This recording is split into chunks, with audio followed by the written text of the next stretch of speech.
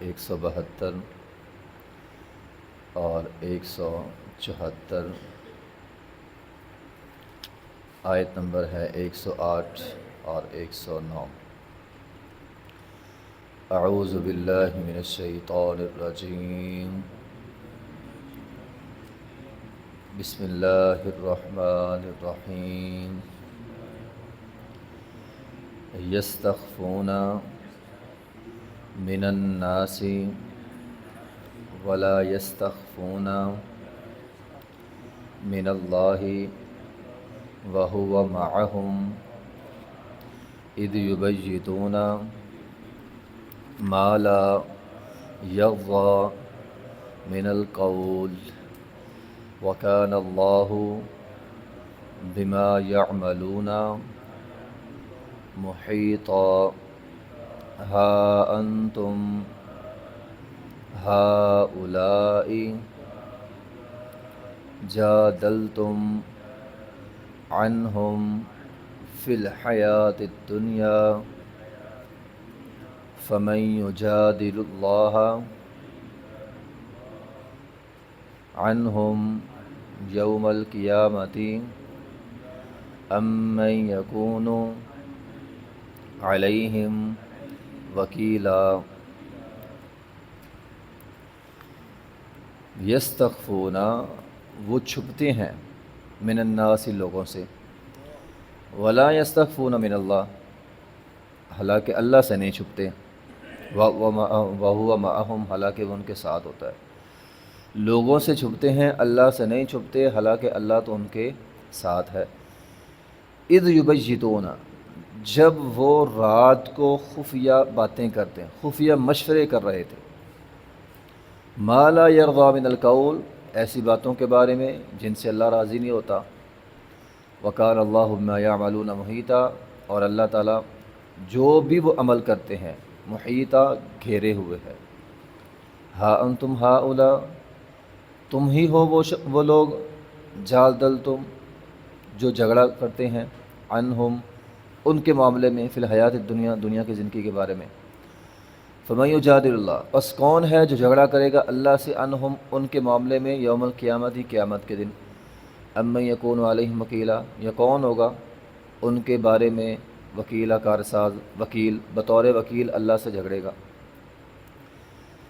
ان آیات میں اسی واقعے کی طرف اشارہ ہے جو کل ہم نے پڑھا۔ اب انہوں نے خیانت کر کے، مال چوری کر کے ایک یہودی کے گھر میں پھینک دیا۔ اب اللہ تعالیٰ فرماتے ہیں یستخفون من الناس، باتیں ہو رہی تھیں رات کو، مشورے ہو رہے تھے رات کو۔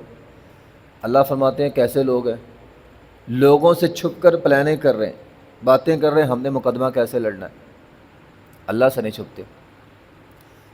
آج ہمارا حال بھی یہ ہے، ہمارے ہاں لوگ، جو بھی آدمی جو بھی برا کام کرتا ہے، اس کے ذہن میں ایک بات ضرور ہوتی ہے، مجھے کوئی دیکھ نہیں رہا، میں لوگوں سے چھپ جاؤں، گھر والوں سے، ماں باپ سے، بس مجھے کوئی دیکھے نہ۔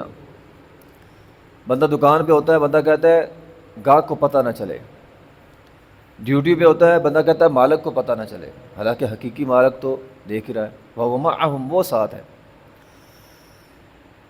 نبی علیہ الصلوۃ والسلام فرمایا کرتے تھے اتق اللہ حیث ما کنت، جہاں بھی بندہ ہو اللہ سے ڈرے۔ اصل ایمان یہ ہے، بندہ اللہ سے ڈرے، لوگوں سے کیا ڈرنا۔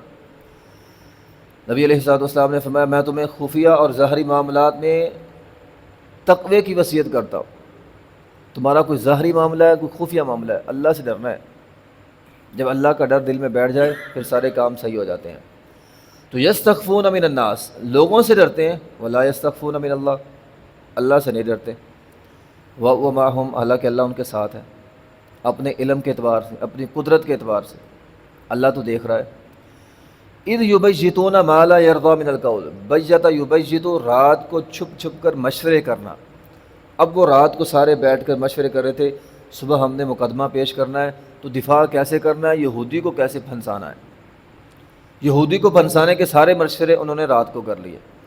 اذ یبیتون، وہ رات کو مشورے کر رہے تھے، ما لا یرضی من القول، ان باتوں کے بارے میں جن کو اللہ پسند نہیں کرتا۔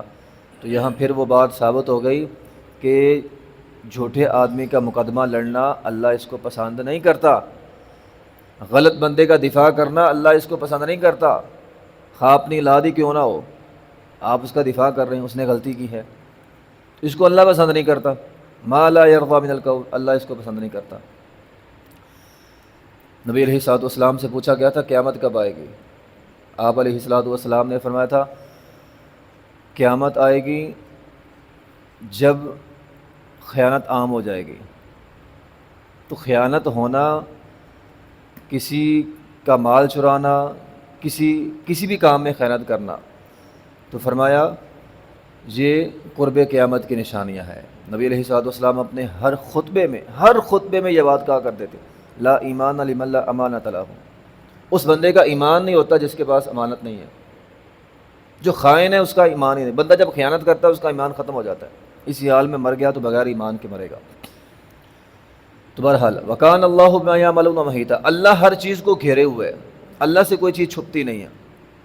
نبی علیہ الصلوۃ والسلام نے فرمایا کل قیامت کا دن میں تمہیں نہ پاؤں، تم میں سے آدمی اپنے کندھے پر بکری لادے ہوئے اور وہ کہہ رہا ہے اے محمد صلی اللہ علیہ وسلم مجھے بچاؤ، حالانکہ وہ بکری خیانت کی ہے۔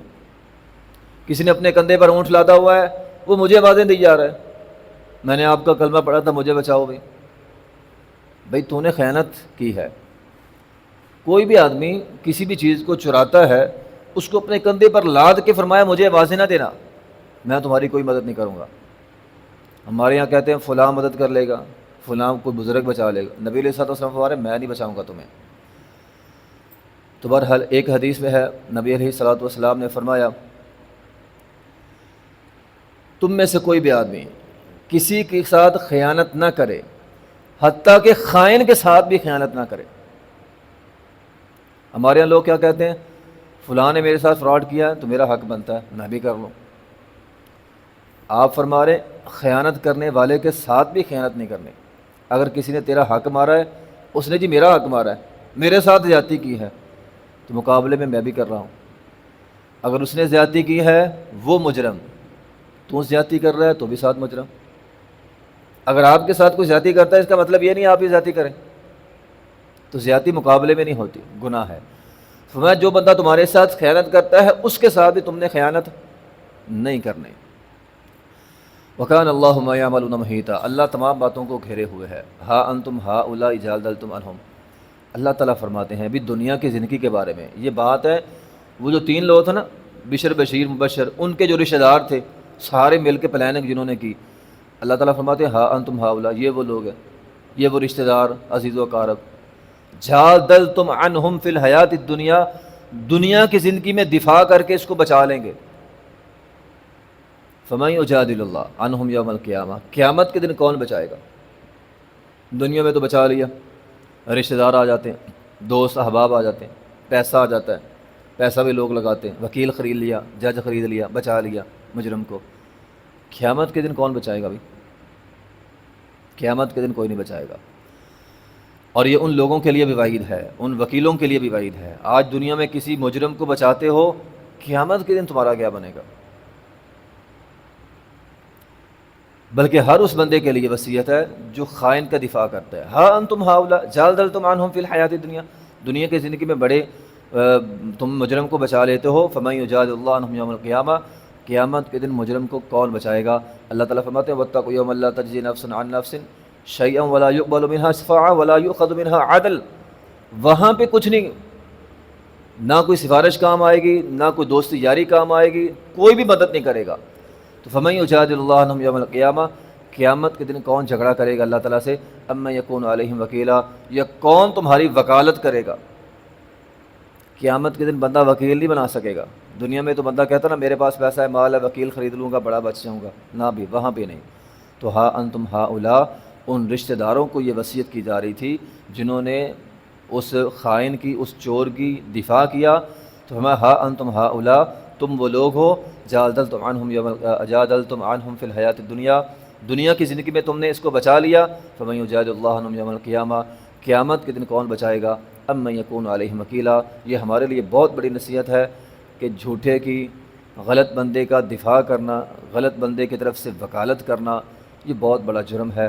بندہ نبی علیہ الصلوۃ والسلام کے احادیث کے مطابق اگر آپ کسی جھوٹے کا دفاع کرتے ہیں اس میں دو گناہ شامل ہو گئے، ایک آپ نے اس کا دفاع کیا، دوسرا اس کے دفاع میں کسی اور پر الزام لگایا، تو پھنسا رہے تھے یہودیوں کو، تو فرمایا ایک تو تم جرم کر رہے ہو مجرم کو بچا کے، دوسرا کسی ایسے آدمی پر الزام لگا رہے ہو جس نے گناہ نہیں کیا، تو دو جرم ہو گئے، کسی پر تہمت لگانا، کسی پر الزام لگانا بذات خود ایک بہت بڑا گناہ ہے، تو میں تم نے دو گناہ کیے ہیں، شرم نہیں آتی تمہیں؟ یہ گویا ڈانٹ ہے، ہاں تم ہاؤلا، اور شرم نہیں آتی تمہیں، کیا کر رہے ہو؟ تو یہ ہمارے لیے نصیحت ہے۔ اس میں ایک اور بہت بڑی کہ ایک آدمی پھنس جائے نا، غلط ہو، مشہور ہو، اب چوری ہو جائے، سب کہتے ہیں اسی نے کی ہوگی۔ اب یہودی ملعون تھے، سب نے کہا ان کو پھنسانا آسان ہے، تو قرآن کیا کہتا ہے؟ نہیں، یہودیوں کے اپنے جرائم ٹھیک ہے، قرآن نے یہودی کا دفاع نہیں کیا، لیکن یہ جرم یہودی نے نہیں کیا۔ تو محلے میں اگر پھنس جائے، سارے محلے کی چوری کے مقدمے اس پر نہیں ڈالتے، ہو سکتا ہے کسی اور نے کی ہو۔ جو برا ہوتا ہے سبھی لوگ اس کے پیچھے چلے جاتے ہیں، اور اسی آڑ میں برائی کوئی اور کر رہا ہوتا ہے۔ تو قرآن نے کہا نہیں، اے پیغمبر آپ نے دفاع نہیں کرنا، جرم کسی اور نے کیا ہے تو جس نے جرم کیا سزا وہ بھگتے گا، کسی اور پر اس کا الزام نہیں لگانا۔ وآخر دعوانا الحمدللہ رب العالمین۔